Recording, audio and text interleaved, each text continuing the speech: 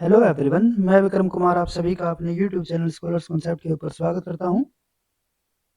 आज के लेक्चर में हम डीबीटी बेट जेआरएफ ईयर 2023 के रिलेटेड जो हमारा सेक्शन बी है उसके अंदर जो हमारे क्वेश्चन नंबर 101 से लेकर 150 तक के जो हमारे क्वेश्चन रहेंगे उनको हम आज के लेक्चर में यहाँ पे सोल्व करके चलेंगे। इससे पहले हमने डीबीटी बेट जेआरएफ ईयर 2023 से रिलेटेड जो हमारा सेक्शन ए है उसको हमने अपनी लेक्चर सीरीज के अंदर ऑलरेडी डिस्कस किया हुआ है। उसके अलावा जो हमारा सेक्शन बी है उसके क्वेश्चन 1 से लेके question number 1 to question number 100 वे हमने ऑलरेडी अपनी लेक्चर सीरीज के अंदर वे भी डिस्कस किए हुए हैं। ठीक है, तो आज का जो हमारा ये लेक्चर रहेगा ये हमारे डीबीटी बेट जेआरएफ ईयर 2023 से जो हमारा क्वेश्चन पेपर था, ठीक है, उसके हमारे आज सभी क्वेश्चन यहाँ पे सोल्व हो जाएंगे। उसके बाद हम जो इससे प्रीवियस ईयर क्वेश्चन है उनको भी हम एक एक करके आगे डिस्कस करके चलेंगे। तो आज के लेक्चर में हम यहाँ पे जो हमारा ईयर 2023 का जो हमारा सेक्शन बी का क्वेश्चन नंबर 101 से 150 तक हम यहाँ पे सोल्व करके चलते हैं, जिसके अंदर हमारा यहाँ पे क्वेश्चन नंबर 101 आता है, which one of the following is not true for the micro algae. यहाँ पे हमें डिफरेंट स्टेटमेंट दी हुई है माइक्रो एल्गी के लिए और उसमें से हमें यहाँ पे इनकरेक्ट स्टेटमेंट को यहाँ पे सिलेक्ट करना है। फर्स्ट हमारी यहाँ पे स्टेटमेंट है micro algae can perform photosynthesis only if the light source is available. तो ये तो बिल्कुल करेक्ट है। ठीक है, वो वहाँ पे फोटोसिंथेसिस कब कर पाएंगे, जब उनके पास लाइट अवेलेबल होगी। नेक्स्ट हमारे यहाँ पे है respiration bye micro algae continue through out light and dark period. ये भी बिल्कुल करेक्ट है, क्योंकि जो माइक्रो एल्गी होते हैं इनके अंदर जो रेस्पिरेशन होता है वो लाइट और डार्क इरिस्पेक्टिव उसके कंटिन्यू चलता रहेगा। नेक्स्ट हमारे यहाँ पे है photosynthesis by micro algae is an oxidative reaction. ये हमारे यहाँ पे इनकरेक्ट स्टेटमेंट हो जाता है। ठीक है, क्योंकि वो हमारी ऑक्सीडेटिव ना आके रिडक्टिव रिएक्शन यहाँ पे होती है। नेक्स्ट हमारे यहाँ पे आता है micro algae can take both CO2 and bicarbonate as carbon source. तो ये भी हमारे यहाँ पे बिल्कुल करेक्ट स्टेटमेंट होगा। तो यहाँ पे हमें नॉट ट्रू सिलेक्ट करना था, यानी कि इनकरेक्ट। तो यहाँ पे हमारा जो थर्ड ऑप्शन होगा वो हमारे यहाँ पे करेक्ट ऑप्शन में आएगा, इनकरेक्ट स्टेटमेंट और करेक्ट ऑप्शन। नेक्स्ट हमारे यहाँ पे क्वेश्चन है question number 102, match the type of chromatographic technique list 1 with the protein property list 2। अब यहाँ पे मैं लिस्ट 1 के अंदर डिफरेंट क्रोमेटोग्राफिक टेक्निक हमें दी गई है, जैसे कि डाई एफिनिटी, क्रोमेटोफॉक्सिंग, कोवलेंट और जेल फिल्ट्रेशन। और जो हमारे यहाँ पे लिस्ट 2 है उसके अंदर हमें डिफरेंट टाइप की प्रॉपर्टीज हमें यहाँ पे बताई हुई है और इनको हमें यहाँ पे करेक्टली मैच करना है। जैसे कि मैंने आपको क्रोमेटोग्राफी के लेक्चर्स के अंदर जो हमारी लेक्चर सीरीज चली हुई है मेथड्स इन बायोलॉजी की, तो उसके अंदर हमने क्रोमेटोग्राफी का जो हमारा बेसिक प्रिंसिपल होता है उसके अंदर हमने आपको बताया था कि क्रोमेटोग्राफी में एक्चुअल में होता क्या है कि हमारे पास एक मिक्सचर है और मिक्सचर के हमारे यहाँ पे डिफरेंट कंपोनेंट होते हैं। ये हमारे डिफरेंट कंपोनेंट्स होंगे। तो जो डिफरेंट कंपोनेंट है, जैसे कि ए हो गया, बी कंपोनेंट है यहाँ पे, एक सी कंपोनेंट हो गया, एक हमारे यहाँ पास यहाँ पे डी कंपोनेंट हो गया। तो जो हमारी क्रोमेटोग्राफी टेक्निक होगी ना, क्रोमेटोग्राफी टेक्निक को हम अप्लाई कब कर पाएंगे, जब हमारे ये जो डिफरेंट हमने यहाँ पे मिक्सचर की बात की है। ठीक है, क्रोमेटोग्राफी क्या करता है, जो हमारे डिफरेंट कंपोनेंट है इन कंपोनेंट को सेपरेट करेगा। और सेपरेट वो किसके बेसिस पे करता है, वो करेगा इनकी फिजिकल प्रॉपर्टी हो सकती है, केमिकल प्रॉपर्टी हो सकती है, या फिर इनकी बायोलॉजिकल प्रॉपर्टी हो सकती है। ठीक है, और इन्हीं प्रॉपर्टी के बेस पे हम यहाँ पे अलग अलग टाइप की हमारी क्रोमेटोग्राफी टेक्निक्स होती है और वही हम यहाँ पे इस क्वेश्चन के अंदर में पूछा हुआ है।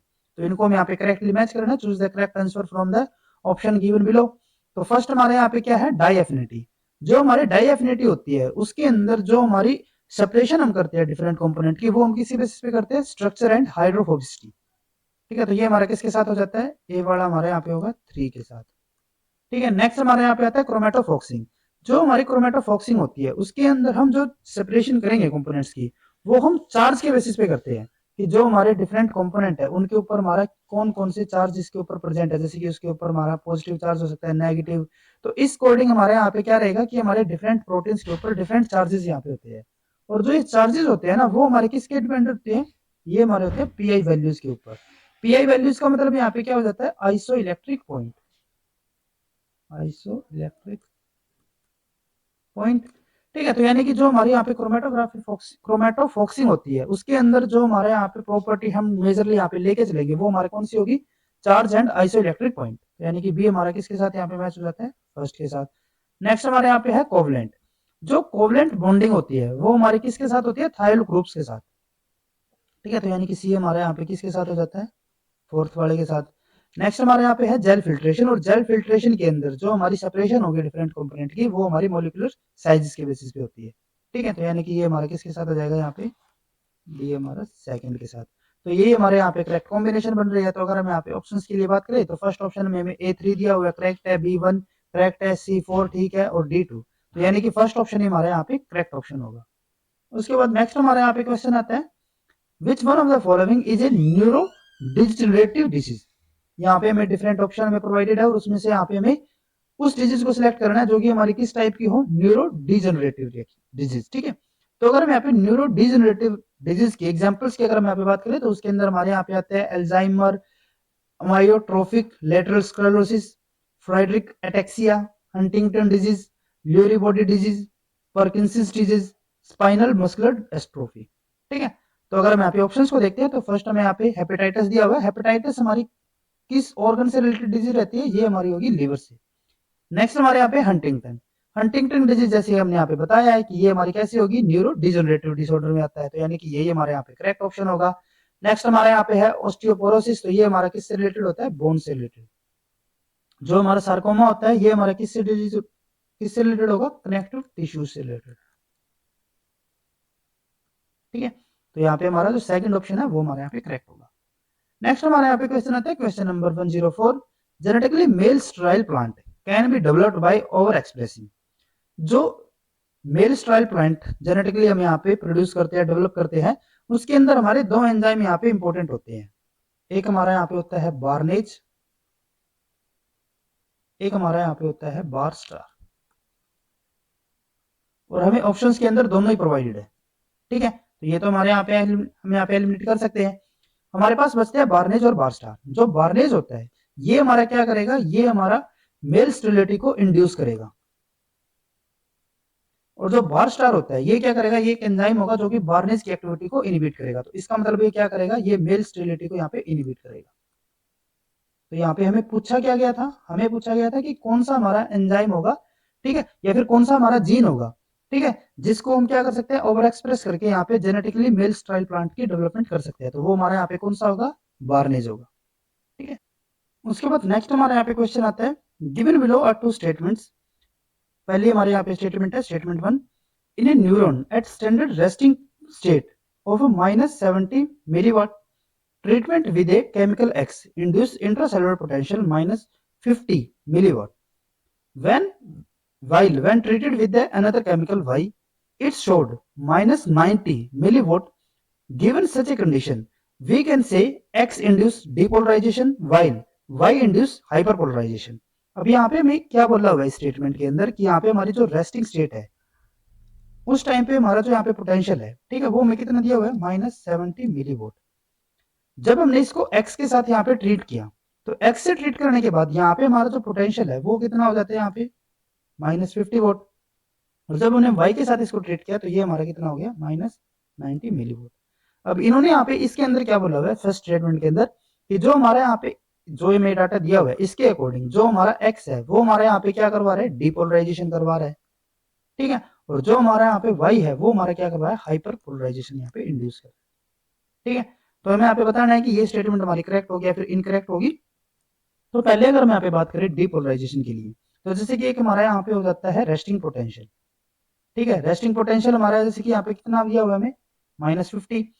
तो जो हमारी डिपोलराइजेशन होती है उसके अंदर क्या होगा कि जो हमारा रेस्टिंग पोटेंशियल है वो हमारा यहाँ पे इंक्रीज होता है। इंक्रीज होने से क्या होगा कि ये हमारा यहाँ पे, ये हमारा जैसे कि सपोज करके चलते हैं, ये हमारा यहाँ पे 0 हो जाता है। ठीक है, तो ये हमारा क्या होगा जब ये इंक्रीज हो रहा है, ठीक है, तो वो हमारा क्या कराता है, डिपोलराइजेशन।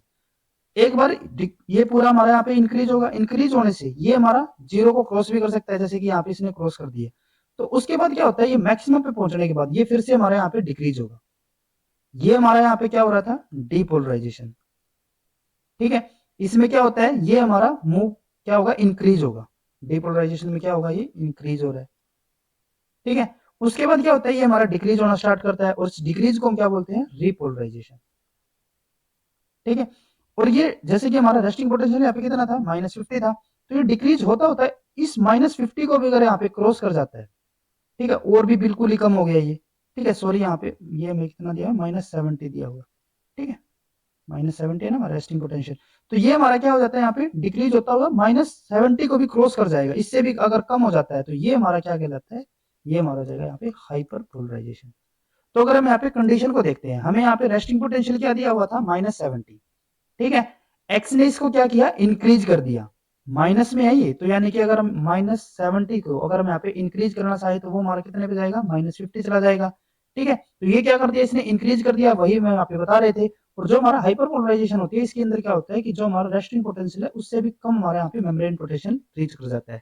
तो जैसे कि अगर हम वाई के लिए बात करें तो ये हमारा डिक्रीज होता हुआ कितना पहुंच गया, -90, ठीक है। और यही हमारा क्या कहलाता है, हाइपरपोलराइजेशन। तो यानी कि जो हमारी एक्स फर्स्ट स्टेटमेंट है वो तो हमारे यहाँ पे बिल्कुल करेक्ट है, एक्स हमारे यहाँ पे डीपोलराइजेशन और जो वाई है वो हमारे यहाँ पे हाइपरपोलराइजेशन इंड्यूस कर रहा है। स्टेटमेंट सेकंड यहाँ पे क्या बता रही है, in a neuron of at a standard resting state of -70 milliwatt treatment with a chemical X induced intracellular potential -50 milliwatt, while when treated with another chemical Y it showed -90 milliwatt। ये तो यहाँ पे बिल्कुल करेक्ट उसी की तरह बोल रखा है इन्होंने, सेम स्टेटमेंट दी हुई है। अब आगे इन्होंने क्या कह दिया, given such a condition we can say why induce depolarisation. अब की बार इन्होंने क्या कह दिया कि जो वाई है वो हमारा क्या कर रहा है, डीपोलराइजेशन कोज कर रहा है, और जो हमारा एक्स है वो हमारा क्या कर रहा है, हाइपरपोलराइजेशन, जबकि इसका रिवर्स होना चाहिए था, जैसे कि हमने स्टेटमेंट 1 के अंदर बताया था। तो यानी कि स्टेटमेंट 2 हमारी यहाँ पे क्या हो गई, इनकरेक्ट हो गई। अब इसी के बेसिस पे यहाँ पे हमारे डिफरेंट ऑप्शन हमें दिए हुए हैं। In the light of the above statement choose the most appropriate answer from the option given below. तो फर्स्ट हमारे यहाँ पे ऑप्शन क्या है, both statement 1 and statement 2 are correct. ये तो हमारा इनकरेक्ट ऑप्शन होगा क्योंकि सिर्फ हमारे स्टेटमेंट 1 ही यहाँ पे करेक्ट है। नेक्स्ट है यहाँ पे both statement 1 and 2 are incorrect, ये भी नहीं होगा। Statement 1 is correct but statement 2 is incorrect, ये हमारे यहाँ पे बिल्कुल करेक्ट ऑप्शन होता है। नेक्स्ट यहाँ पे है स्टेटमेंट 1 इज इनकरेक्ट, तो ये भी हमारे यहाँ पे इनकरेक्ट ऑप्शन होगा। तो जो थर्ड ऑप्शन है वही हमारे यहाँ पे करेक्ट होगा। नेक्स्ट यहाँ पे आता है N एंटी-malarial drug such as primaquine is believed to act by causing oxidative stress to the parasite. This drug is not suitable for treatment in individual having deficiency in। अब जो हमारे यहाँ पे एक ड्रग दिया हुआ है, एंटी मलेरियल ड्रग है, कौन सा, प्रीमाक्विनिन, और ये हमारा क्या करता है, जो हमारा पैरासाइट होगा उसके अंदर हमारा ऑक्सीडेटिव स्ट्रेस कॉज कर देता है, जिसकी वजह से उसकी डेथ हो जाएगी, ठीक है। अब ये जो हमारा ड्रग है ना प्रीमाक्विनिन, या फिर हमारे जो एग्जाम्पल यहाँ पे इन्होंने पर्टिकुलर यही बोला हुआ है, तो जो हमारा प्रीमाक्विनिन है ना वो हम किसी ऐसे इंडिविजुअल के अंदर, मतलब यहाँ पे हमें बताना है कि कौन से एंजाइम की हमारी डेफिशिएंसी वाले हम ट्रीटमेंट पेशेंट की यहाँ पे बात कर रहे हैं। तो जो हमारे ये ड्रग है ना उसको हम एक पर्टिकुलर टाइप के पेशेंट के लिए हम उसको सुटेबल नहीं मानते। तो हमें बताना है कि वो जो हम पर्टिकुलर पेशेंट की हम बात करें जिसको हम ये रेकमेंड नहीं करते, वो हमारा जो पेशेंट है उसके अंदर किस एंजाइम की अगर डेफिशिएंसी हो तो हम रेकमेंड इसको नहीं कर पाते। जैसे कि जो हमारा यहाँ पे ड्रग है, ठीक है, ये हमारा क्या करेगा, ये हमारा जो पैरासाइट है उसकी डेथ कर देता है, लेकिन इसको हम रेकमेंड नहीं करते। रेकमेंड हम किस पेशेंट के अंदर नहीं करेंगे वो हम यहाँ पे बताना। तो जो हमारा प्रीमाक्विनिन होती है ना वो हम ग्लूकोज 6 फॉस्फेट डिहाइड्रोजनेज अगर किसी पेशेंट के अंदर इसकी डेफिशिएंसी होती है तो उसको हम ये रेकमेंड नहीं करते, ठीक है। तो यानी कि जो हमारा सेकंड ऑप्शन होगा वो हमारे यहाँ पे बिल्कुल करेक्ट होगा। और अगर हम इस पेशेंट को ये दे भी देते हैं तो वहां पे क्या हो जाता है, एनीमिया कॉज होता है, ठीक है। उसके बाद नेक्स्ट हमारे यहाँ पे क्वेश्चन आता है, question number 108। Nitrogenase is a complex enzyme consisting मोफ, ठीक है, मोलिब्डेनम, फेरस यानी कि आयरन, प्रोटीन एंड एफी protein. Which one of the following statement regarding nitrogenase enzyme is not correct. यहाँ पे हमें डिफरेंट स्टेटमेंट दी हुई है नाइट्रोजनेज एंजाइम के रिगार्डिंग, और उसमें से यहाँ पे हमें इनकरेक्ट या फिर नॉट करेक्ट स्टेटमेंट को सिलेक्ट करना है। तो फर्स्ट हमारे यहाँ पे क्या है, it comprises of component 1 and component 2, ये तो हमारा बिल्कुल करेक्ट है, इन्होंने खुद नहीं बोल रखा है। एक हमारे यहाँ पे होता है मोफे प्रोटीन, एक हमारे यहाँ पे होगा एफी प्रोटीन, तो ये तो हमारा करेक्ट हो गया। नेक्स्ट यहाँ पे है मोफे प्रोटीन और डी नाइट्रोजनेज रिडक्टेज, तो ये हमारे यहाँ पे इनकरेक्ट होता है क्योंकि जो हमारा मोफे प्रोटीन वाला कंपोनेंट होगा वो हमारा कैसा होता है, डी नाइट्रोजनेज एक्टिविटी होती है उसके पास, ना कि डी नाइट्रोजनेज रिडक्टेज, ये नहीं होगा वहां पे। तो यही हमारा क्या हो गया, इनकरेक्ट, और इनकरेक्ट को हमें सिलेक्ट करना था, तो यही ऑप्शन हमारा करेक्ट होगा। नेक्स्ट है यहाँ पे एफी प्रोटीन और होमोडाइमर, ये बिल्कुल करेक्ट है। नेक्स्ट उसके बाद है यहाँ पे मोफे प्रोटीन और हेट्रोटेट्रामर, ये भी हमारा बिल्कुल करेक्ट है क्योंकि जो हमारा हेट्रोटेट्रामर होगा वो हमारा किसका बना होता है, अल्फा 2 और बीटा 2 की हमारी यहाँ पे दो सब यूनिट होती है, तो इसीलिए ये हमारा क्या हो जाता है, हेट्रो यानी कि अल्फा बीटा, और टेट्रामर क्योंकि दो इसकी दो टोटल हमारे यहाँ पे 4 सब यूनिट होगी, ठीक है। तो यहाँ पे सेकंड ऑप्शन है वो हमारा करेक्ट होगा। उसके बाद नेक्स्ट हमारे यहाँ पे क्वेश्चन आता है, which one of the following statement is not true for penicillin production using Penicillium notatum. यहाँ पे हमें डिफरेंट स्टेटमेंट दी हुई है और उसमें से यहाँ पे हमें इनकरेक्ट या फिर नॉट ट्रू स्टेटमेंट को सिलेक्ट करना है, किसके लिए, पेनिसिलियम प्रोडक्शन की, किसकी हेल्प से, अगर हम पेनिसिलियम नोटेटम की हेल्प से उसको प्रोड्यूस कर रहे हैं।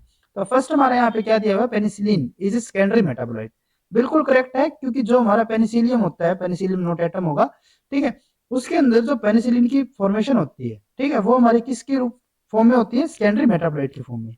नेक्स्ट है यहाँ पे penicillin is recovered from fermented broth bye solvent extraction, ये भी बिल्कुल करेक्ट है। The process is carried out in A fat both batch mode, ये भी हमारा बिल्कुल करेक्ट है। नेक्स्ट उसके बाद है the process follow growth associated product formation kinetics, ये हमारा यहाँ पे इनकरेक्ट होगा, क्योंकि जो यहाँ पे पेनिसिलिन की फॉर्मेशन होती है वो हमारी कैसी होती है, non growth associated product formation kinetics, ठीक है। जो हमारी नॉन ग्रोथ का मतलब अगर हम यहाँ पे बात करें तो इसके अंदर क्या होगा कि जैसे हमारे यहाँ पे बैक्टीरिया है, और हमने यहाँ पे क्या बताया कि जो हमारे यहाँ पे प्रोडक्ट है, प्रोडक्ट हमारा जो सेकेंडरी मेटाबोलाइट है, अब जो हमारे प्रोडक्ट की फॉर्मेशन है ना, वो हमारी दो टाइम पे हो सकती है। एक तो हो सकती है जब हमारा बैक्टीरिया ग्रो कर रहा था, ठीक है, और ग्रो करते करते इसने क्या किया, साइड बाय प्रोडक्ट की भी फॉर्मेशन कर दी ग्रोथ फेज के अंदर ही, तो ये तो हमारा क्या हो जाता है, growth associated product formation kinetics, growth के साथ साथ ही हमारे यहाँ पे क्या हो रही है, प्रोडक्ट की फॉर्मेशन। दूसरा हमारे यहाँ पे कौन सा आता है, नॉन ग्रोथ। नॉन ग्रोथ के अंदर क्या होगा कि जब हमारा बैक्टीरिया, जब ये स्टेशनरी फेज के अंदर होगा, ठीक है, तब हमारी यहाँ पे प्रोडक्ट की फॉर्मेशन होगी, और जो यहाँ पे पेनिसिलिन की फॉर्मेशन होती है वो हमारी स्टेशनरी फेज वाले मेथड यानी कि जो हमारा नॉन ग्रोथ होगा उससे होगी। तो इसीलिए जो हमारे यहाँ पे फोर्थ स्टेटमेंट है वो इनकरेक्ट है, और यही हमारे यहाँ पे करेक्ट ऑप्शन में आएगा, ठीक है। नेक्स्ट उसके बाद आता है the following option are certain statement regarding flowering locus C FLC gene in arabidopsis, यहाँ पे हमें डिफरेंट स्टेटमेंट दी हुई है एफएलसी के रिगार्डिंग, और उसमें से यहाँ पे हमें क्या करना है, which one of the following set of statement is correct, ठीक है, करेक्ट स्टेटमेंट का जो हमारा सेट होगा उसको हम यहाँ पे सिलेक्ट करना है। तो फर्स्ट हमारे यहाँ पे स्टेटमेंट क्या आता है, ए statement FLC is a strong repressor of flowering, जो हमारा एफएलसी है वो हमारा फ्लावरिंग का एक स्ट्रॉन्ग रिप्रेसर है, बिल्कुल करेक्ट है। आप इस डायग्राम के अंदर देख सकते हो कि जो हमारा एफएलसी है वो हमारा फ्लावरिंग को क्या करता है, इनहिबिट करता है, ठीक है, तो ये तो बिल्कुल करेक्ट हो गया। उसके बाद है higher expression of FLC induce early flowering, तो ये तो हमारा इनकरेक्ट हो गया, क्योंकि ये तो इसका बिल्कुल कॉन्ट्राडिक्टरी हो गया ना, एफएलसी हमारा क्या कर रहा था, फ्लावरिंग को रिप्रेस कर रहा था, और ये क्या कर रही है कि अगर हमारा एफएलसी बी स्टेटमेंट के अकॉर्डिंग कि अगर हमारा एफएलसी यहाँ पे हायर एक्सप्रेशन उसकी हो रही है तो वो हमारा अर्ली फ्लावरिंग करेगा, वो फ्लावरिंग वहां पे शो ही नहीं करेगा, ठीक है, तो ये हमारे यहाँ पे इनकरेक्ट स्टेटमेंट में आएगा। ए हमारा करेक्ट था, हमें करेक्ट को सिलेक्ट करना है। तो आगे हम देखते हैं सी को, FLC is activated by Frida FRI gene, जो हमारा एफआरआई जीन होता है वो हमारा क्या करेगा, वो हमारा इसको इंड्यूस ही करता है, ठीक है, यही इन्होंने यहाँ पे बोला हुआ है, एक्टिवेट करेगा। नेक्स्ट है यहाँ पे वर्नलाइजेशन रिप्रेस एफएलसी, ये भी बिल्कुल करेक्ट है, जो हमारा एफएलसी है वो हमारा क्या कर देता है, डिफिनाइलेशन कर देगा, जिससे हमारे यहाँ पे एफएलसी क्या हो जाएगा, रिप्रेस हो जाएगा।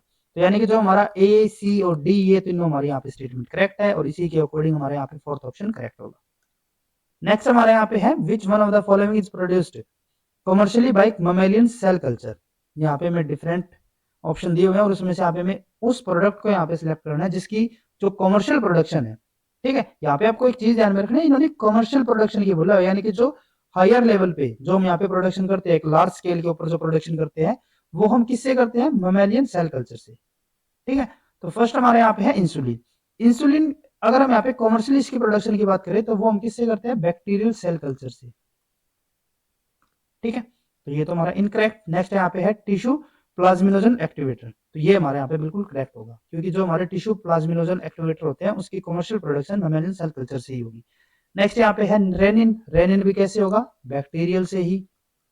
नेक्स्ट हमारे यहाँ पे है सिकोनिन, जो कि हमारा प्लांट सेल कल्चर से प्रोड्यूस होता है कमर्शियली, ठीक है, ये भी इनकरेक्ट, ये भी इनकरेक्ट, तो सेकंड ऑप्शन होगा वही हमारे यहाँ पे करेक्ट है। नेक्स्ट हमारे यहाँ पे क्वेश्चन आता है student decided to perform liquid liquid extraction of solute A and solute B separately. Based on the table below, indicate which one of the following option is correct about their partition coefficient. अब यहाँ पे हमें एक table दी हुई है solute ए और solute B के लिए, और हमें इसके पार्टीशन कोफिशिएंट के अकॉर्डिंग यहाँ पे हमें करेक्ट ऑप्शन को सिलेक्ट करना है। अगर हम बात करें यहाँ पे पार्टीशन कोफिशिएंट की, तो उसका हमारा फॉर्मूला क्या होता है कि जो हमारे यहाँ पे एक्सट्रैक्ट हो, जो हमारे यहाँ पे प्रोडक्ट होगा, प्रोडक्ट की concentration, product concentration in organic phase divided by product concentration या फिर सोल्यूट कंसेंट्रेशन, जैसे कि यहाँ पे हमें सोल्यूट दिया हुआ है, कंसेंट्रेशन इन एक्वस फेज, ठीक है। तो यहाँ पे हमारा जो ऑर्गेनिक फेज है वो हमारा क्या हो जाएगा यहाँ पे एक्सट्रैक्ट, और जो हमारा यहाँ पे एक्वस वाला होगा वो हमारा डेफिनेट। ठीक है, तो यहाँ पे हमारा ए की अगर हम यहाँ पे बात करें तो इसकी हमारी वैल्यू क्या आ जाएगी, जो हमारा पार्टीशन कोफिशिएंट होगा ए के लिए वो हमारा 50/1, तो ये हमारा कितना हो गया 50 हो गया। जो हमारा बी के लिए जो हमारे यहाँ पे पार्टीशन कोफिशिएंट होगा वो हमारा क्या हो जाएगा 1/50, तो ये हमारा कितना हो जाएगा, ये हमारा यहाँ पे हो जाएगा, इसको हम डिवाइड करेंगे तो 0.02। ठीक है, तो अगर हम यहाँ पे बात करें के ए की वैल्यू तो वो हमारी कितनी आई है यहाँ पे 50। ठीक है, के बी की वैल्यू हमारी कितनी आई है यहाँ पे 0.02, तो जो हमारा के ए है वो हमारे यहाँ पे ज्यादा होगा, तो इसीलिए जो हमारा सेकंड ऑप्शन है वो हमारे यहाँ पे करेक्ट है। तो नेक्स्ट हमारे यहाँ पे क्वेश्चन है, question number 113, which one of the following is not true regarding phosphoenol pyruvate carboxykinase type of C4 photosynthesis।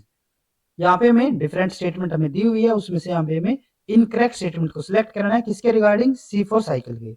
अब जो C4 साइकिल होता है उसके हमारे डिफरेंट टाइप होते हैं, जिसमें से हमारा एक टाइप होता है फोस्फोएनोल पाइरुवेट कार्बोक्सीकाइनेज टाइप।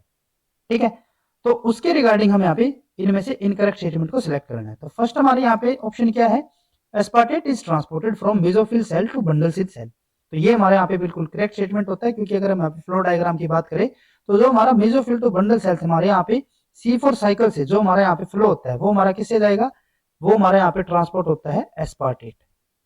ठीक है, यहाँ पे आपको मेलेट भी दिख रहा होगा, लेकिन जो ये मेलेट है ना वो हमारा डिफरेंट, जैसे कि हमने बताया ना कि जो हमारे यहाँ पे C4 साइकिल होता है उसके हमारे 3 अलग अलग टाइप होते हैं, और हमें यहाँ पे जो स्टेटमेंट बतानी है वो हमें किसके रिगार्डिंग बतानी है, फोस्फोएनोल पाइरुवेट कार्बोक्सीकाइनेज टाइप के अकॉर्डिंग। ठीक है, तो जो मेलेट है ना वो हमारा कार्बोक्सीकाइनेज वाले पाथवे का पार्ट नहीं होगा। ठीक है, तो यानी कि हमारा जो एस्पार्टेट होता है वो हमारे यहाँ पे ट्रांसफर होगा किससे, mesophyll to bundle sheath cell. ठीक है, तो यानी कि जो हमारे यहाँ पे फर्स्ट है वो तो हमारा करेक्ट हो गया, यहाँ पे हमें इनकरेक्ट को सिलेक्ट करना था।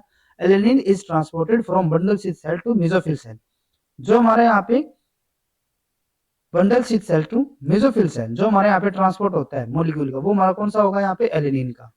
ठीक है, तो यानी कि जो हमारे यहाँ पे सेकंड है वो भी हमारे यहाँ पे करेक्ट हो जाता है।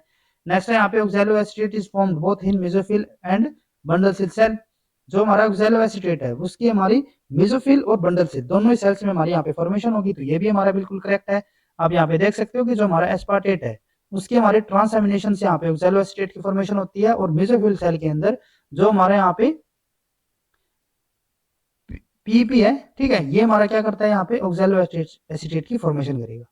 ठीक है, तो यानी कि जो हमारे यहाँ पे सी स्टेटमेंट है वो भी हमारे यहाँ पे करेक्ट हो गया। नेक्स्ट हमारे यहाँ पे है malate is transported from mesophyll cell to bundle sheath cell. ठीक है, और ये स्टेटमेंट हमारी यहाँ पे इनकरेक्ट हो जाती है। ठीक है, क्योंकि हमारा जो mesophyll to bundle sheath cell जा रहा था वो हमारा कौन सा था, एस्पार्टेट। ठीक है, तो यानी कि जो हमारा फोर्थ ऑप्शन होगा वही हमारे यहाँ पे करेक्ट है। नेक्स्ट यहाँ पे आता है which one of the following blast search program is use to find the putative function of a given nucleotide sequence to search a protein sequence database. अब ना जो हमारे यहाँ पे ब्लास्ट टेक्निक होती है उसके अंदर हमारी दो चीजें आती है, एक हमारे यहाँ पे होती है क्यूरी, एक हमारे यहाँ पे होता है डाटाबेस जो हमारा सब्जेक्ट होगा। अब जो हमें यहाँ पे पूछा गया है कि हमारे जो डिफरेंट टाइप के ब्लास्ट सर्च प्रोग्राम होते हैं उसमें से हमारा कौन सा ऐसा प्रोग्राम है जो कि हम putative function of a given nucleotide sequence को हम यहाँ पे फाइंड करके क्या करते हैं यहाँ पे सर्च, प्रोटीन सीक्वेंस डाटाबेस से सर्च करेंगे। ठीक है, यानी कि जो हमारी क्वेरी रहेगी वो हमारी क्या रहेगी यहाँ पे, न्यूक्लियोटाइड, और जो हमारा सब्जेक्ट होगा वो हमारा क्या होगा यहाँ पे, प्रोटीन सीक्वेंस डाटा। ठीक है, तो अगर हम यहाँ पे बात करें अलग अलग टेक्निक्स के लिए तो ब्लास्ट एन जो होता है उसके अंदर हमारी क्वेरी क्या रहती है यहाँ पे, न्यूक्लियोटाइड, लेकिन सब्जेक्ट भी यहाँ पे न्यूक्लियोटाइड। हमें यहाँ पे सब्जेक्ट क्या चाहिए, प्रोटीन चाहिए। यहाँ पे हमारा सब्जेक्ट प्रोटीन है ब्लास्ट बी के अंदर, लेकिन क्वेरी भी यहाँ पे प्रोटीन हो गई। लास्ट नेक्स्ट हमारे यहाँ पे है ब्लास्ट एक्स, इसके अंदर जो हमारे यहाँ पे क्वेरी है वो हमारी न्यूक्लियोटाइड है, और न्यूक्लियोटाइड टू प्रोटीन हमारे यहाँ पे फॉर्मेशन होती है, और जो सब्जेक्ट होगा वो हमारे यहाँ पे प्रोटीन है, जो कि हमें यहाँ पे इस ऑप्शन के अंदर रिक्वायर्ड भी था इस क्वेश्चन के अंदर, तो इसीलिए जो हमारा ब्लास्ट एक्स होगा वही हमारे यहाँ पे करेक्ट ऑप्शन होता है। नेक्स्ट हमारे यहाँ पे क्वेश्चन आता है which one of the following pigment make some archaea to appear purple. जो हमारे कई आर्किया होते हैं वो हमें पर्पल यहाँ पे दिखते हैं, वो हमारे किस पिगमेंट की वजह से होता है, bacteria rhodopsin.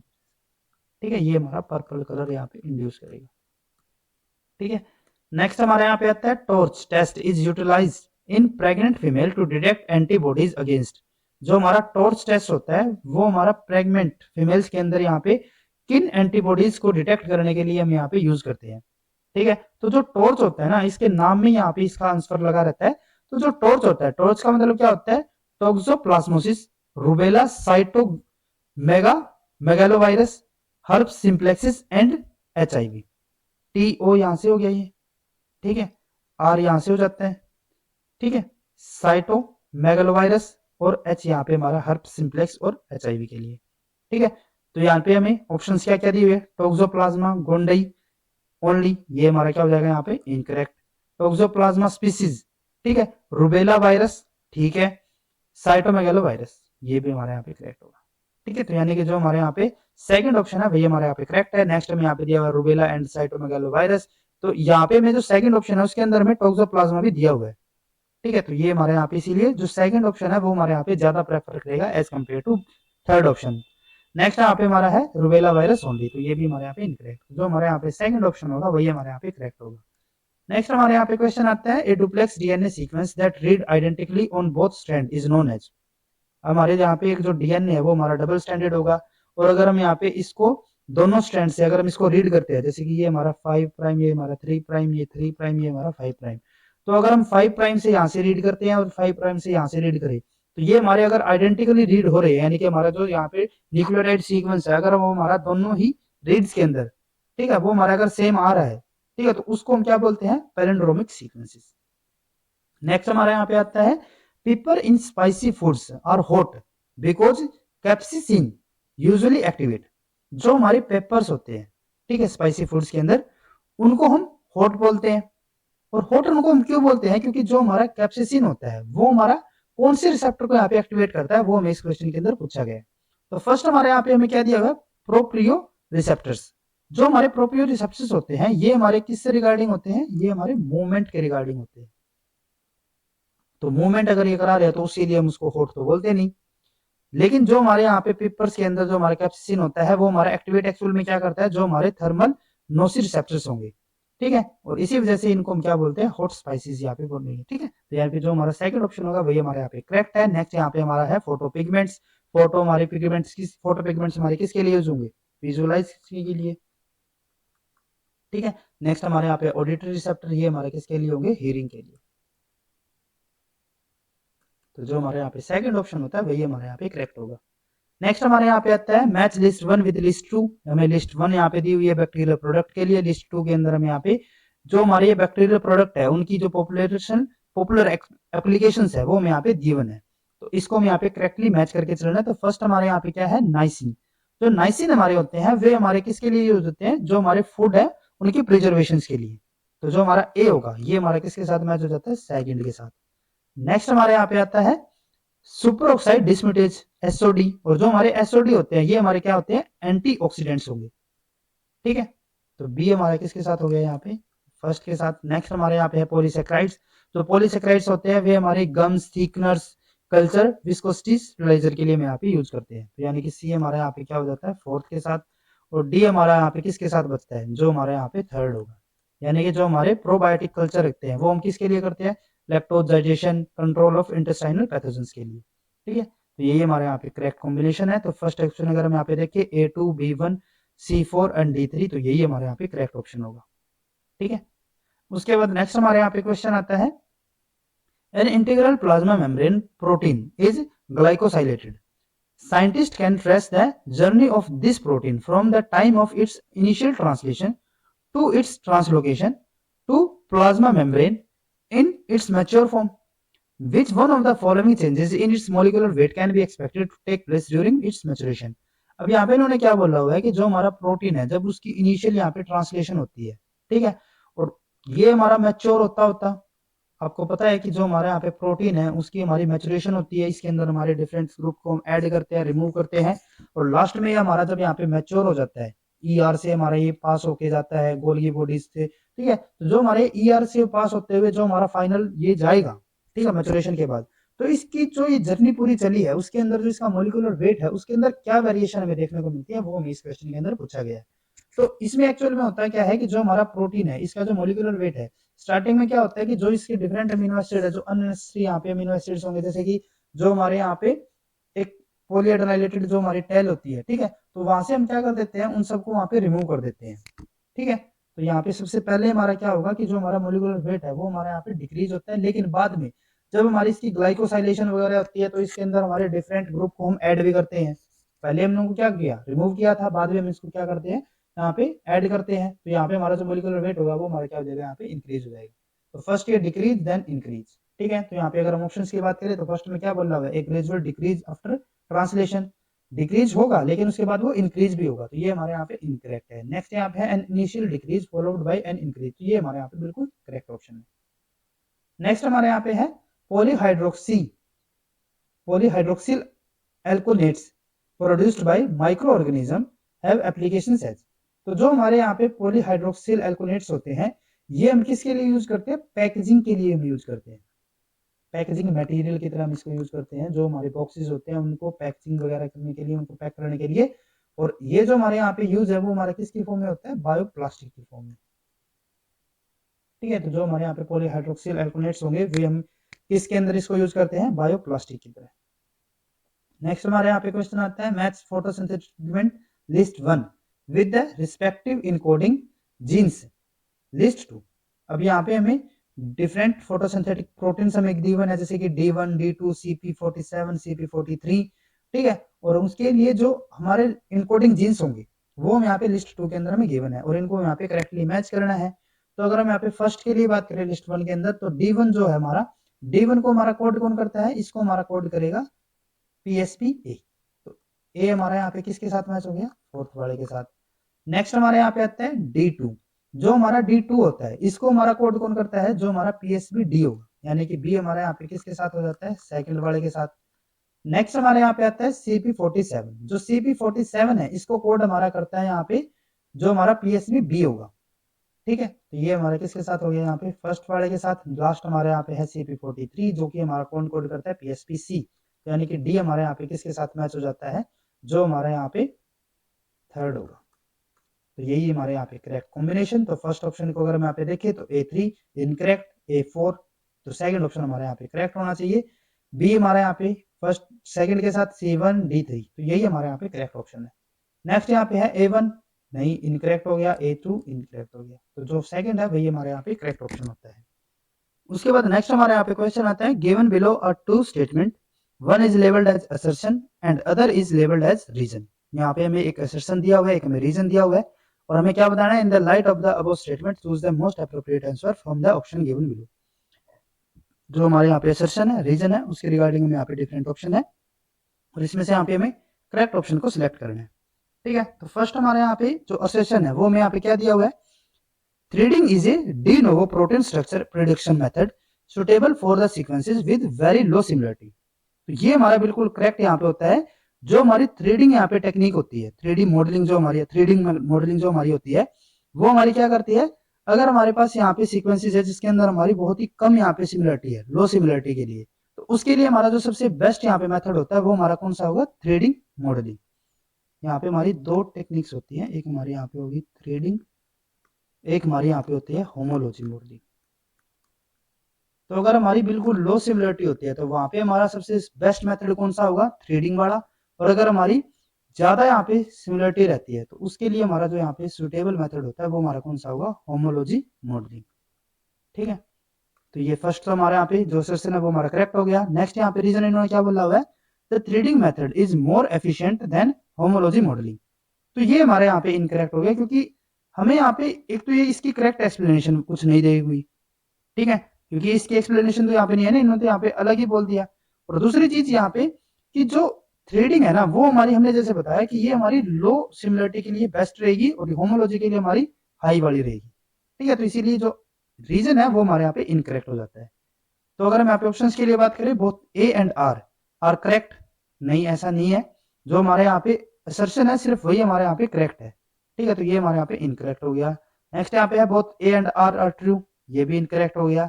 A is correct but R is not correct, यही हमारे यहाँ पे थर्ड ऑप्शन करेक्ट होगा। नेक्स्ट हमारे यहाँ पे आता है which of the following can be used for discovery of unknown conserved motif in a given set of DNA और प्रोटीन सीक्वेंसेस। यहाँ पे हमें डिफरेंट टेक्निक दी हुई है और उसमें से यहाँ पे हमें उस टेक्निक को सिलेक्ट करना है जिसको हम किसके लिए यूज करते हैं, used for discovery of unknown conserved motive in A given set of DNA और प्रोटीन सीक्वेंसेस। तो फर्स्ट हमारे यहाँ पे है ब्लास्ट। ब्लास्ट हम किसके लिए यूज करते हैं, ब्लास्ट जो कि हमारे क्या होता है, basic local alignment search tool, find region of local similarity between protein and nucleotide sequences.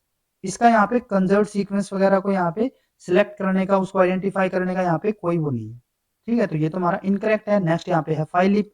फाइलिप हमारा क्या होता है? Phylogeny inferences package is a free computational phylogenetics package of program for inferring evolutionary trees. ये हमारा किसके रिगार्डिंग होता है? Evolutionary trees की अगर हम इंफॉर्मेशन यहाँ पे कर रहे हैं, वो भी हम यहाँ पे नहीं कर रहे। क्लस्टर हमारा क्या होता है? Cluster series of program is widely used in molecular biology for the multiple alignment of nucleic acid and protein sequences for the and for preparing phylogenetic tree। तो ये भी हमारे यहाँ पे नहीं होगा। नेक्स्ट हमारे यहाँ पे है the meme suit sport motive based analysis of DNA RNA and protein sequences। तो यही हमारे यहाँ पे बिल्कुल करेक्ट होगा। तो जो हमारे यहाँ पे फोर्थ ऑप्शन है वही हमारे यहाँ पे करेक्ट है। नेक्स्ट यहाँ पे है the intrinsic apoptotic pathway is primarily regulated by. जो हमारा इंट्रिंसिक एपोप्टोटिक पाथवे होता है, ठीक है, उसके अंदर हमारी कौन सी ओनली हमारी सबसे मेजर या फिर प्राइमरली हमारी उसके अंदर इन्वॉल्व रहती है? माइटोकॉन्ड्रिया, ठीक है। नेक्स्ट हमारे यहाँ पे आता है intake of total folic acid should not exceed fill in the blanks in the diet for a adult. एक अडल्ट के लिए डेली का जो यहाँ पे टोटल फोलिक एसिड का जो इनटेक है वो किसको एक्सीड नहीं करना चाहिए? वो हमारा होता है 0.54 mg पर डे, ठीक है। जो प्रेग्नेंट फीमेल होती हैं उनके अंदर ये वैल्यू 0.6 तक पहुंच जाती है यहाँ पे, ठीक है। लेकिन अगर नॉर्मल एडल्ट की अगर हम यहाँ पे बात करें तो वो हमारी मैक्सिमम कितनी हो सकती है? 0.4 mg पर डे। नेक्स्ट हमारे यहाँ पे आता है what happen to entropy if crystalline substance such as NaCl dissolve. यहाँ पे इन्होंने क्या बोला है कि अगर हम NaCl के जैसे कोई क्रिस्टल को हम यहाँ पे ले रहे हैं और उसको हमने डिसॉल्व कर दिया किसी सॉल्यूशन के अंदर, तो वहां पे उसकी जो एंट्रोपी है उसके ऊपर क्या इफेक्ट होगा? तो अगर हम यहाँ पे किसी क्रिस्टल को अगर किसी सॉल्यूशन के अंदर अगर हम डिसॉल्व कर रहे हैं तो वहां पे एंट्रोपी, एंट्रोपी मतलब क्या होता है? रैंडमनेस। ये क्या होता है? रैंडमनेस। तो अगर हमने इसको डिसॉल्व ही कर दिया तो ये इसकी रैंडमनेस है वो हमारी क्या हो जाएगी? यहाँ पे और भी ज्यादा इंक्रीज हो जाएगी। क्रिस्टलाइन स्ट्रक्चर के अंदर तो फिर भी फिक्स थी, लेकिन जब हमने इसको यहाँ पे डिसॉल्व कर दिया तो इसकी जो रैंडमनेस है वो क्या हो जाती है? यहाँ पे इंक्रीज हो जाएगी। और अगर रैंडमनेस इंक्रीज होगी यानी कि जो एंट्रोपी है वो भी क्या हो जाएगी? यहाँ पे इंक्रीज होगी। तो यानी कि जो फर्स्ट ऑप्शन होगा वही हमारे यहाँ पे करेक्ट है। नेक्स्ट यहाँ पे आता है which one of the following method is used to determine the 3 dimensional structure of a protein in solution. एक सॉल्यूशन के अंदर हमारा जो प्रोटीन है उसकी 3 डायमेंशनल स्ट्रक्चर को डिटरमाइन करने के लिए हम किस टेक्निक का हम यहाँ पे यूज करते हैं? तो फर्स्ट हमारे यहाँ पे है एक्सरे क्रिस्टलोग्राफी। एक्सरे क्रिस्टलोग्राफी का भी हम यूज प्रोटीन के 3D मॉडलिंग या फिर 3D स्ट्रक्चर के लिए हम यहाँ पे कर सकते हैं, ठीक है। ऐसा नहीं है कि एक्सरे क्रिस्टलोग्राफी का हम यूज नहीं कर सकते, लेकिन जो इसका मेजरली यूज होता है ना वो हमारा किसके लिए होता है? एटॉमिक वेट वगैरह को यहाँ पे डिटरमाइन करने के लिए, अरेंजमेंट वगैरह को यहाँ पे जो एटम्स है उनकी अरेंजमेंट को डिटरमाइन करने के लिए, ठीक है। तो ये हमारे यहाँ पे करेक्ट ऑप्शन हो सकता है, लेकिन अभी हम इसको यहाँ पे फाइनल नहीं कर रहे। नेक्स्ट हमारे यहाँ पे है NMR स्पेक्ट्रोस्कोपी। और अगर हम एक्सरे क्रिस्टलोग्राफी के साथ कंपेयर करके चलते हैं तो जो हमारा NMR स्पेक्ट्रोस्कोपी है वो हमारे यहाँ पे मोर स्टेबल होता है एक 3D डायमेंशनल स्ट्रक्चर प्रिपेयर करने के लिए एक प्रोटीन की। तो जो हमारे यहाँ पे सेकंड है वो अभी तक हमारे यहाँ पे करेक्ट है। नेक्स्ट यहाँ पे है for UV-CD spectroscopy. CD spectroscopy तो हम यूज नहीं करते 3D मॉडलिंग के लिए, ये हमारा इनकरेक्ट। नेक्स्ट हमारे यहाँ पे क्रायो EM, तो ये भी हम यहाँ पे यूज नहीं करते। तो जो हमारे यहाँ पे सेकंड ऑप्शन होगा वो हमारे यहाँ पे मोर स्टेबल है एज कम्पेयर टू फर्स्ट, तो यही हमारे यहाँ पे करेक्ट ऑप्शन हम लेके चलते हैं। नेक्स्ट हमारे यहाँ पे आता है which one of the following is true about pair wise alignment of protein sequences. यहाँ पे हमें डिफरेंट स्टेटमेंट दी हुई है, उसमें से यहाँ पे हमें ट्रू स्टेटमेंट को सिलेक्ट करना है किसके लिए? Pair wise alignment of protein sequences. जो जो हमारी पेयर वाइज अलाइनमेंट होती है वो हमारी दो टाइप की होती है, एक हमारी होती है लोकल और एक हमारे यहाँ पे होती है ग्लोबल, ठीक है। तो अगर हम यहाँ पे ऑप्शंस के लिए बात करें तो फर्स्ट हमें यहाँ पे क्या दिया है? लोकल अलाइनमेंट के लिए लोकल पेयर वाइज अलाइनमेंट में performed by using Needleman Wunsch algorithm. जो नीडलमैन वंस जो एल्गोरिदम है वो हम किसके लिए यूज करते हैं? ग्लोबल अलाइनमेंट के लिए। यहाँ पे इन्होंने किसके लिए बोला हुआ है? लोकल के लिए। तो ये हमारे यहाँ पे क्या हो गया? इनकरेक्ट हो गया। नेक्स्ट यहाँ पे है लोकल पेयर वाइज अलाइनमेंट में भी performed using Smith Waterman algorithm. तो ये हमारे यहाँ पे बिल्कुल करेक्ट होता है। लोकल की हम कौन सा यूज करते हैं? स्मिथ वाटरमैन एल्गोरिदम को। तो ये हमारे यहाँ पे करेक्ट हो गया, वही हमें सिलेक्ट करना था। बाकी हम यहाँ पे थर्ड ऑप्शन को देखते हैं। थर्ड ऑप्शन में हमें क्या बोला हुआ है? Local alignment search for local region of similarity after performing global alignment. ये हमारे अलग अलग टाइप है, ग्लोबल हमारा अलग है, लोकल हमारा अलग है। ऐसा नहीं है पहले ग्लोबल कर रहे हैं फिर लोकल हम यहाँ पे कर रहे हैं, तो ये हमारे यहाँ पे इनकरेक्ट है। नेक्स्ट यहाँ पे है local pairwise alignment can not be obtained by dot matrix plot. तो ये भी हमारे यहाँ पे इनकरेक्ट है। डॉट मैट्रिक्स प्लॉट का हम यूज करके लोकल पेयर वाइज अलाइनमेंट को हम यहाँ पे परफॉर्म कर सकते हैं, ठीक है। तो यानी कि जो हमारे यहाँ पे सेकंड ऑप्शन होगा वही हमारे यहाँ पे करेक्ट है। उसके बाद नेक्स्ट हमारे यहाँ पे क्वेश्चन है which is most common side effect of beta lactam antibiotic. जो हमारे बीटा लैक्टम एंटीबायोटिक होते हैं उसका जो सबसे मोस्ट कॉमन जो हमारे यहाँ पे साइड इफेक्ट हमें देखने को मिलता है वो हमारे क्या होता है एलर्जिक रिएक्शंस। ठीक है, इसके अलावा डिफरेंट और भी हो सकता है जैसे कि हेडेक वगैरह भी हो सकता है, लेकिन जो सबसे कॉमन यहाँ पे होता है वो हमारा कौन सा होता है एलर्जिक रिएक्शंस। नेक्स्ट हमारे यहाँ पे है blossom scoring matrix is used for. जो ब्लॉसम स्कोरिंग मैट्रिक्स होती है वो हम मेजरली किसके लिए यूज करते हैं प्रोटीन्स के लिए। ठीक है, तो अगर हम ऑप्शंस के लिए बात करें alignment of DNA sequences only, नहीं। Alignment of DNA and protein sequences only, नहीं ये भी नहीं होगा, प्रोटीन के लिए हम यूज करते हैं alignment of protein sequences only. तो जो थर्ड ऑप्शन होगा वही हमारे यहाँ पे करेक्ट है। नेक्स्ट यहाँ पे होमोलॉजी मॉडलिंग, तो ये भी इनकरेक्ट हो गया। नेक्स्ट यहाँ पे हमारा क्वेश्चन आता है a cointegrate vector is used to transfer clone gene into which one of the following. जो हमारे को इंटीग्रेट वेक्टर्स होते हैं, ठीक है, वो हम जो हमारे जीन्स है क्लोन जीन है उनको हम ट्रांसफर किसके लिए यूज करते हैं प्लांट्स के स्पेसिफिकली। प्लांट्स के अंदर जैसे कि हमारी जो टी आई प्लाज्मिड होता है एग्रोबैक्टीरिया मेडिएटेड जीन ट्रांसफर होता है, तो उसके अंदर हमने टी आई प्लाज्मिड के बारे में पढ़ा था, तो वो भी हमारा क्या होता है कि को इंटीग्रेटेड वेक्टर के अंदर आएगा। तो ये हमारे यहाँ पे जो सेकंड ऑप्शन है वही हमारे यहाँ पे करेक्ट होगा। नेक्स्ट हमारे यहाँ पे क्वेश्चन आता है CRISPR Cas9 technology is typically used for. जो हमारी क्रिस्पर Cas9 टेक्नोलॉजी जो होती है वो हमारी किसके लिए यूज होती है जीन एडिटिंग के लिए। ठीक है, तो ये जीन एडिटिंग किसके थ्रू होती है रिकॉम्बिनेशन वगैरह के थ्रू।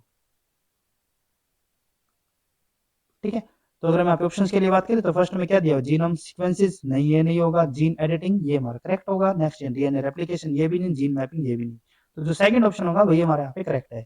नेक्स्ट हमारे यहाँ पे आता है मैच लिस्ट 1 विद लिस्ट 2। हमें यहाँ पे लिस्ट 1 के अंदर यहाँ पे हमें जो प्रोटीन डिफरेंट प्रोटीन है उसके फंक्शंस हमें यहाँ पे बताए हुए हैं, और लिस्ट 2 के अंदर यहाँ पे हमें प्रोटीन्स दिए हुए हैं और उनको हम यहाँ पे क्या करना है करेक्टली मैच करना है। तो फर्स्ट हमारे यहाँ पे क्या है a lipid anchor for protein attached with a membrane. जो हमारा एक लिपिड एंकर होता है प्रोटीन के लिए, जो कि हमारा कहाँ पे मेम्ब्रेन के साथ जो प्रोटीन हमारे मेम्ब्रेन पे अटैच जाके होते हैं, तो उनके लिए हमारा जो लिपिड एंकर होता है वो हमारा कौन सा होता है जो हमारा जीपीआई होगा। जीपीआई का मतलब यहाँ पे क्या है ग्लाइकोसाइलेटेड ग्लाइकोसाइल।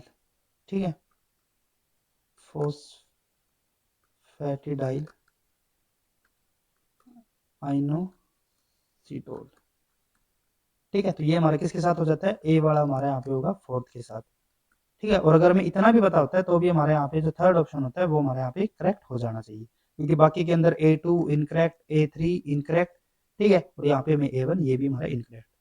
नेक्स्ट हमारे यहाँ पे है ribonucleoprotein complex to bind to the signal peptide.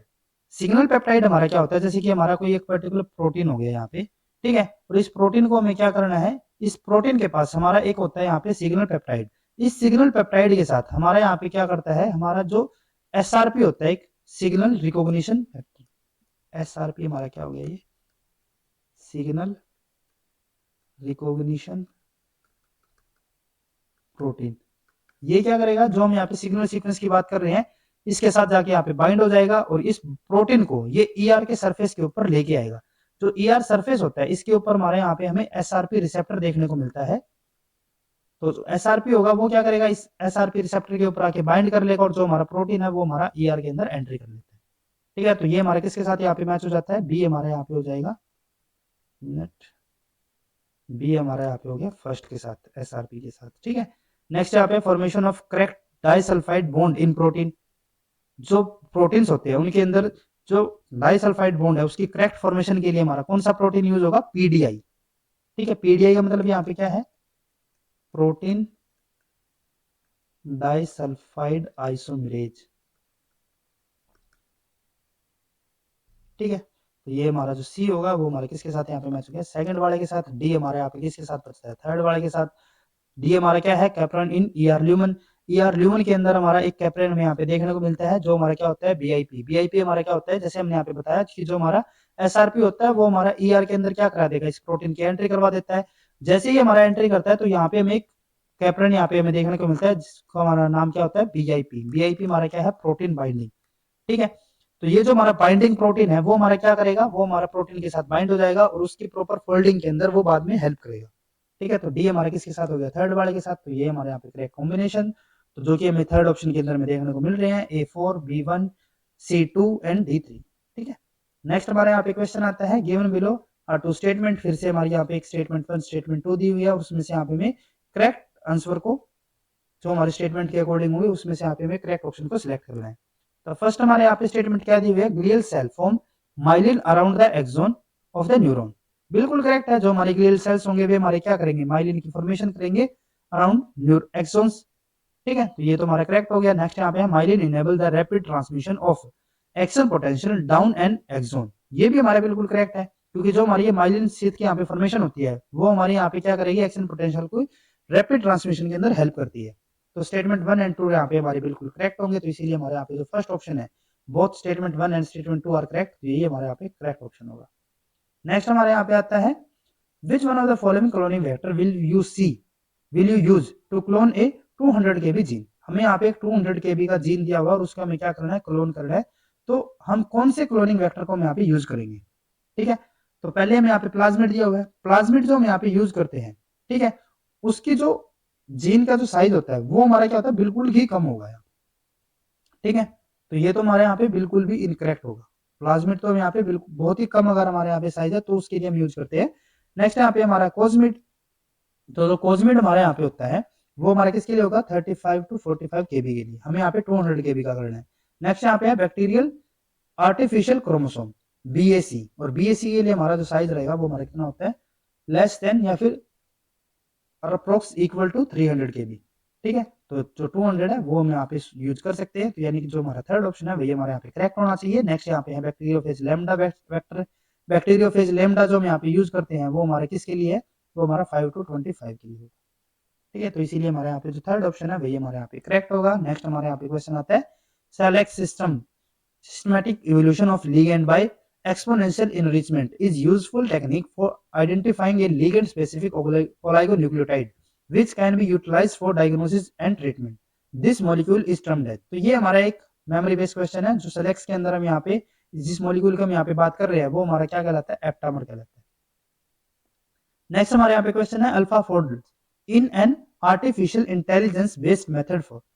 जो हमारे यहाँ पे अल्फा फोल्ड होता है वो हमारा एक आर्टिफिशियल इंटेलिजेंस बेस्ड मेथड है, और वो हम किसके लिए यूज करते हैं, जो हमारा प्रोटीन है, ठीक है, उसकी जो फोल्डिंग होनी है, ठीक है, उसको डिटेक्ट करने के लिए। यहाँ पे हमारा ये क्या है, एक आर्टिफिशियल इंटेलिजेंस मेथड है जिसको हम यहाँ पे एक एस्टिमेट यहाँ पे कर सकते हैं कि जो हमारा प्रोटीन सीक्वेंस है वो हमारा किस टाइप से फोल्ड हो सकता है।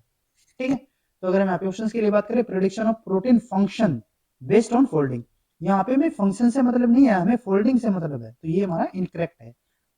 नेक्स्ट हमारे यहाँ पे आता है second option perform de novo protein folding. ये प्रोटीन फोल्डिंग को तो यहाँ पे करवाएगा, ठीक है, लेकिन डी नोवो नहीं करवाता। ये कैसे करवाता है कि इसके पास ऑलरेडी डाटा होता है, ठीक है, जो ऑलरेडी यहाँ पे हमारे प्रोटीन्स है उनके एक डाटा यहाँ पे रहेगा और उसी को यूज करके ये क्या करेगा, वहां पे एक प्रोटीन जो हमें यहाँ पे नया सिंथेसिस करके दिया है उसकी एक फोल्डिंग यहाँ पे करवा देता है। तो जो ये फोल्डिंग करवा रहा है वो डी नोवो नहीं करवा रहा, वो ऑलरेडी जो उसके पास डाटा अवेलेबल है उसी के बेस पे करवाता है। तो ये हमारे यहाँ पे incorrect. Perform protein folding based on a model trained on existing protein structure, तो ये हमारे यहाँ पे बिल्कुल करेक्ट होगा। Perform protein folding for alpha helices, तो ये हमारे यहाँ पे इनकरेक्ट हो जाता है। तो जो हमारे यहाँ पे थर्ड ऑप्शन होगा वही हमारे यहाँ पे करेक्ट है। नेक्स्ट यहाँ पे आता है the following features about A DNA is incorrect. यहाँ पे हमें डिफरेंट ऑप्शन दिए हुए हैं, उसमें से यहाँ पे हमें इनकरेक्ट स्टेटमेंट को सिलेक्ट करना है, किसके लिए, ए डीएनए के लिए। फर्स्ट हमारे यहाँ पे क्या है, that DNA is arranged in A left handed double helix, तो यही हमारे यहाँ पे इनकरेक्ट हो जाता है, क्योंकि जो हमारा ए डीएनए होगा वो हमारा राइट हैंड होता है ना कि लेफ्ट हैंडेड। ठीक है, नेक्स्ट यहाँ पे है the base pair in a DNA is not perfectly perpendicular to the helix axis, बिल्कुल करेक्ट है। नेक्स्ट यहाँ पे है the DNA is arranged in a right handed double helix, तो ये हमारा करेक्ट था, लेफ्ट हैंडेड वाला इनकरेक्ट होगा। Number of base pair per helical is 11, तो ये भी हमारा करेक्ट है। तो जो फर्स्ट ऑप्शन होगा वही हमारा यहाँ पे इनकरेक्ट था और यही इसीलिए हमारा यहाँ पे करेक्ट ऑप्शन है।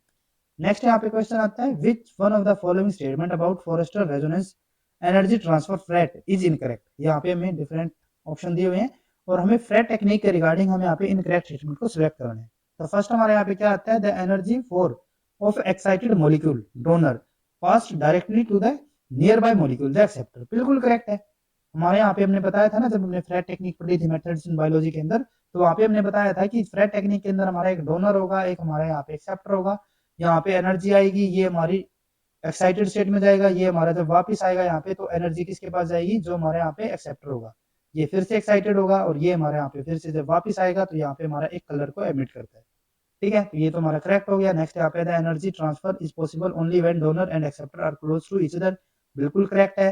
नेक्स्ट यहाँ पे the efficiency of FRET is inversely proportional to the 6th power of the distance between donor and acceptor, ये भी बिल्कुल करेक्ट है। जैसे कि आप यहाँ पे फॉर्मूले के अंदर देख सकते हो, ये हमारा जो आर है ये हमारा क्या है, यहाँ पे फोरेस्टर रेडियस है, और ये जो आर है ये हमारा क्या है, ये हमारा डिस्टेंस के लिए है, डिस्टेंस बिटवीन किसका, जो हमारा यहाँ पे ये हमारी डिस्टेंस हो जाएगा, सॉरी ये हमारा रेडियस होगा,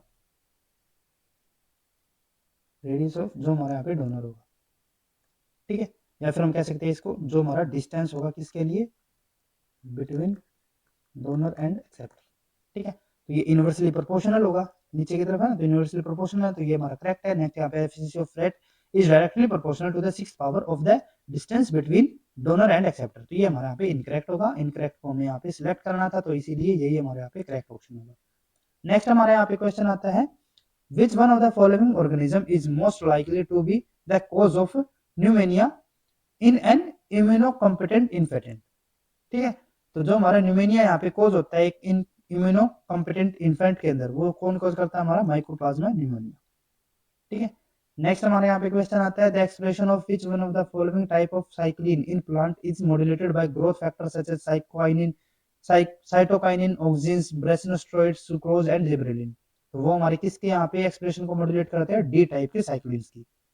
नेक्स्ट हमारे यहाँ पे क्वेश्चन है, among the following type the feature among the following the feature that does not contribute to the host tropism in bacterial pathogenesis। यहाँ पे हमें डिफरेंट पैथोजन प्रॉपर्टीज हमें गिवन है और यहाँ पे हमें उस प्रॉपर्टी को यहाँ पे सिलेक्ट करना है। ठीक है, जो कि हमारी किसके लिए कंट्रीब्यूट ना कर रही है, होस्ट ट्रोपिज्म के लिए। होस्ट ट्रोपिज्म का मतलब क्या है कि जैसे कि हमारा जो पैथोजन होता है वो हमारा एक स्पेसिफिक टाइप के होस्ट को यहाँ पे क्या करेगा, इन्फेक्ट करेगा, तो जो ये स्पेसिफिसिटी यहाँ पे चलती है उसके लिए कौन सा हमारे यहाँ पे फैक्टर कंट्रीब्यूट नहीं कर रहा वो हमें यहाँ पे बताना है। तो फर्स्ट अगर हम यहाँ पे बात करें, फर्स्ट ऑप्शन के अंदर हमें क्या प्रोवाइडेड है, यहाँ पे genomic information of the pathogen, बिल्कुल करेक्ट है, जो हमारा पैथोजन है उसकी जीनोमिक इन्फॉर्मेशन तो हमारी होनी चाहिए। ठीक है, नेक्स्ट है यहाँ पे genomic information of the host, ये भी बिल्कुल करेक्ट है, होस्ट की इन्फॉर्मेशन भी यहाँ पे इंपॉर्टेंट रहेगी। Body temperature of the host, body temperature यहाँ पे कोई इंपॉर्टेंट रोल यहाँ पे प्ले नहीं कर रहा। ठीक है, कुछ स्पेसिफिक कंडीशन के अंदर कर सकता है, लेकिन मेजरली अगर हम यहाँ पे बात करें तो ये यहाँ पे हमारा एक इंपॉर्टेंट फैक्टर नहीं होता, तो यही हमारे यहाँ पे करेक्ट ऑप्शन में आएगा। हमें नॉट कंट्रीब्यूट बताना था ना, तो ये हमारा कंट्रीब्यूट नहीं करा, तो ये हमारे यहाँ पे करेक्ट होगा। नेक्स्ट यहाँ पे अडेशन एंड पाइलिन्स ऑफ पैथोजन, ये भी हमारा बिल्कुल करेक्ट होगा, कि अडेशन और पाइलिन्स होते हैं वही हमारे क्या करवाएंगे, इस पैथोजन की यहाँ पे अंदर एंट्री के हेल्प में अंदर यहाँ पे हेल्प देंगे, या फिर इसको यहाँ पे रेजिस्ट करेंगे एंट्री के लिए। ठीक है, तो इसीलिए जो हमारे यहाँ पे थर्ड ऑप्शन होगा वही हमारे यहाँ पे करेक्ट होगा। उसके बाद नेक्स्ट हमारे यहाँ पे क्वेश्चन आता है, which one of the following does not directly account for the water potential in plant. जो प्लांट्स होते हैं, प्लांट्स के अंदर जो वाटर पोटेंशियल कोज होता है उसके लिए हमारा इनमें से कौन सा फैक्टर यहाँ पे डायरेक्टली कंट्रीब्यूट नहीं करता। तो अगर हम यहाँ पे फर्स्ट ऑप्शन के लिए बात करें, प्रेशर हमें दिया हुआ है, प्रेशर तो यहाँ पे बिल्कुल यहाँ पे कंट्रीब्यूट करेगा। ठीक है, तो ये तो हमारा कर रहा है। नेक्स्ट उसके बाद है यहाँ पे टेम्परेचर, टेम्परेचर फिर से हमारे यहाँ पे आ जाता है, तो टेम्परेचर हमारे यहाँ पे वाटर पोटेंशियल के लिए कोई ज्यादा इंपॉर्टेंट रोल यहाँ पे प्ले नहीं करता। नेक्स्ट यहाँ पे है ऑस्मोटिक कंपोनेंट, ऑस्मोटिक जो कंपोनेंट होते हैं वही हमारे यहाँ पे क्या करेंगे, एक सोल्यूट पोटेंशियल यहाँ पे कोज करेंगे, जो कि हमारा एक मेजर फैक्टर होता है वाटर पोटेंशियल के लिए, तो ये भी हमारा यहाँ पे आएगा। नेक्स्ट यहाँ पे ग्रेविटेशन, ग्रेविटेशन का वैसे अगर हम यहाँ पे रोल के लिए बात करें तो इसका नेग्लिजिबल रोल होता है, लेकिन अगर हमें यहाँ पे सेकंड जो हमें यहाँ पे दिया हुआ है नेग्लिजिबल,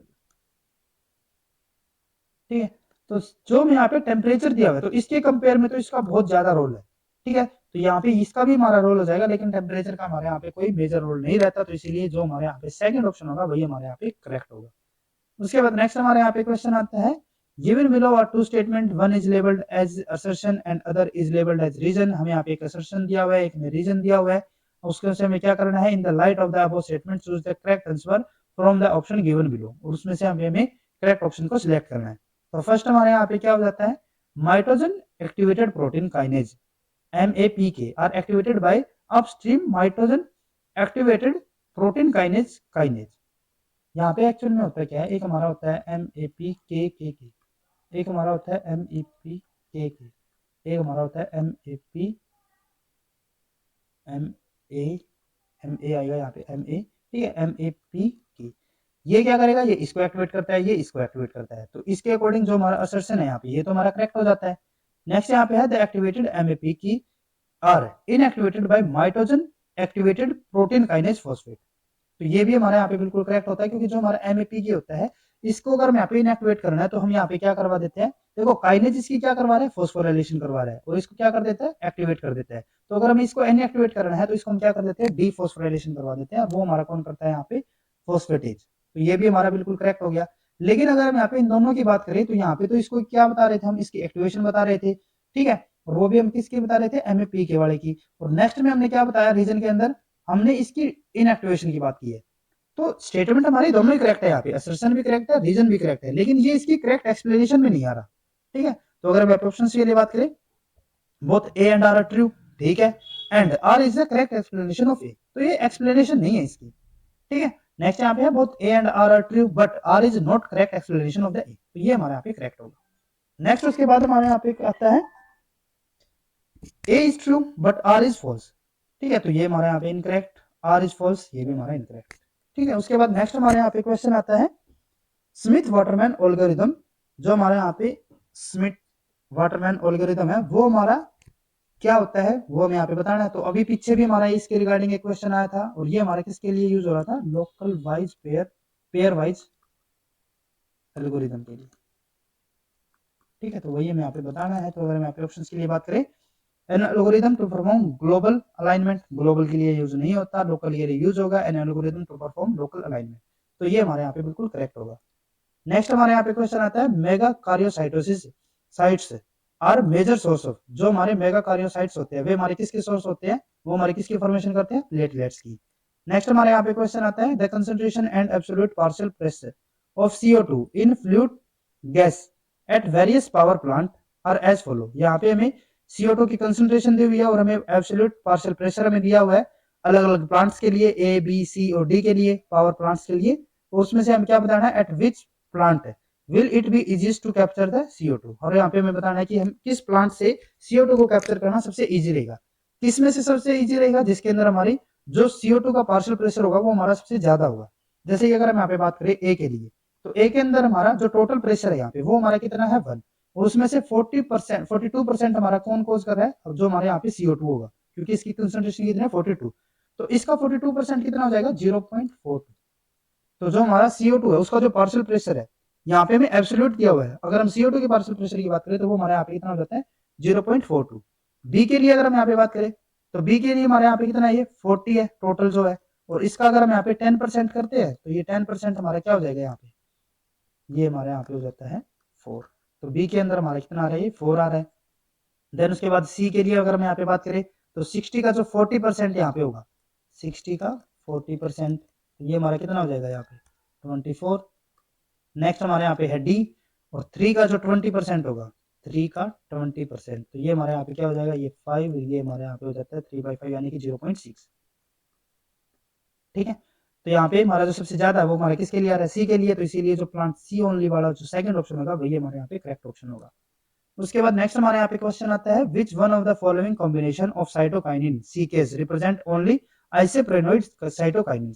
यहाँ पे हमें डिफरेंट टाइप के साइटोकाइनिन में प्रोवाइडेड है, उसमें से यहाँ पे हमें उन साइटोकाइनिन को सिलेक्ट करना है जो कि हमारे कैसे हो, आइसोप्रेनोइड टाइप के। तो फर्स्ट हमारे यहाँ पे क्या है, ट्रांसजिएटिन। ट्रांसजिएटिन हमारा एक आइसोप्रेनोइड साइटोकाइनिन होता है, लेकिन जो बेंजाइल एडेनिन हमें दिया हुआ है ये हमारा आइसोप्रेनोइड साइटोकाइनिन के अंदर नहीं आएगा, ठीक है, तो इसीलिए ये हमारा इनकरेक्ट हो गया। नेक्स्ट यहाँ पे है ऑर्थोटोपोलिन, ये नहीं होगा। सिसजिएटिन ये करेक्ट है, सिसजिएटिन भी होता है, और एक हमारा ट्रांसजिएटिन, दोनों ही हमारे कैसे होंगे, आइसोप्रेनोइड नेचर के होंगे, तो ये तो हमारा करेक्ट है। नेक्स्ट हमारे यहाँ पे है डाइहाइड्रोजिएटिन, तो ये भी हमारे यहाँ पे करेक्ट है, तो थर्ड ऑप्शन हमारे यहाँ पे करेक्ट कॉम्बिनेशन होगा। नेक्स्ट यहाँ पे है ट्रांसजिएटिन, ठीक है, और यहाँ पे फिर से बेंजाइल एडेनिन हमें दे दिया, तो ये तुम्हारा फर्स्ट वाला ही हो गया, तो ये हमारे यहाँ पे इनकरेक्ट, तो इसलिए जो हमारे यहाँ पे थर्ड ऑप्शन होगा वही हमारे यहाँ पे करेक्ट होगा। उसके बाद लास्ट आज का हमारा यहाँ पे क्वेश्चन आता है recombinant interferon gamma is commercially produced by cell culture of, जो हमारे रिकम्बिनेंट इंटरफेरन गामा होते हैं, ठीक है, वो हमारा किस सेल कल्चर से हम उसकी कमर्शियल प्रोडक्शन करते हैं, वो हमारे यहाँ पे होता है पेरिफेरल लिम्फोसाइट सेल्स, ठीक है। तो यानी कि जो थर्ड ऑप्शन होगा वही हमारे यहाँ पे करेक्ट ऑप्शन होगा। तो आज के लेक्चर में बस इतना ही। अगर आपको ये वीडियो हमारी यूजफुल लगी तो please like and share this video, और डीबीटी लाइफ साइंस से रिलेटेड इसी तरीके के इंपॉर्टेंट कॉन्सेप्ट्स और क्वेश्चंस करने के लिए please subscribe to our YouTube channel Scholars concepts.